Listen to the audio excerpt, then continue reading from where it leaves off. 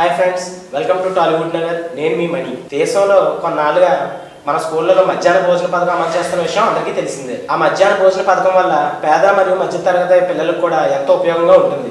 ఇదంతా పక్కన పెడితే కొన్ని చోట్ల మధ్యాహ్న భోజన పథకం చాలా నాశరకంగా అమలవుతుందని చెప్పి చాలా విమర్శలు కూడా వినిపించడం జరుగుతుంది. కానీ మహారాష్ట్రలో ఒక పాఠశాలలో జరిగిన సంఘటన వీటన్నిటికీ పరాకాష్ట అని చెప్పాలి. ప్రభుత్వ పాఠశాలలో భోజనం అంటేనే భయంతో గజగజలాడిపోయే పరిస్థితి ఏర్పడింది. ఘటన జరిగింది మహారాష్ట్రలోని నాందేడ్ జిల్లాలోని గురుగ్రావ్ గ్రామంలో 1 నుంచి 5వ తరగతి చదువుతున్న పిల్లలకి మధ్యాహ్న భోజన పథకంలో జరిగింది. ఆ గవర్నమెంట్ స్కూల్లో ఒక 100 మందికి పైగా చిన్నారులు చదువును అభ్యసిస్తున్నారు. వాళ్ళందరికీ ప్రతిరోజు మధ్యాహ్న భోజన పథకం వడ్డిస్తూనే ఉన్నారు. అయితే ఒక రోజు భోజనంలో కిచిడి వడ్డిస్తుండగా అందులో పాము కనిపించడం జరిగింది. కిచిడి వడ్డిస్తున్న సిబ్బంది ఆ వంట పాత్రలో ఆ పాము పిల్లని చూసి షాక్ తిన్నారు. చూడగానే ఆ వంట పాత్రలో ఉన్నది విష సర్పం అని అందరికీ వెంటనే అర్థమైపోయింది. అప్పటికే అది చూసేంతలోపే సగం మంది చిన్నారులకి భోజనం వడ్డించడం కూడా జరిగిపోయింది. అయితే అదృష్టం కొద్దీ ఎవరో తినడం ప్రారంభించలేదు కాబట్టి సరిపోయింది. లేకపోతే ఎంతో మంది చిన్నారులకు అస్వస్థతకు గురై హాస్పిటల్లో కూడా జాయిన్ అవ్వాల్సిన పరిస్థితి ఏర్పడేది. దీనికి విచారణ చేపట్టిన అధికారులు వంట వండే సమయంలో కిచెన్ లో పాము పిల్ల కలిసిపోయి ఉంటుందని,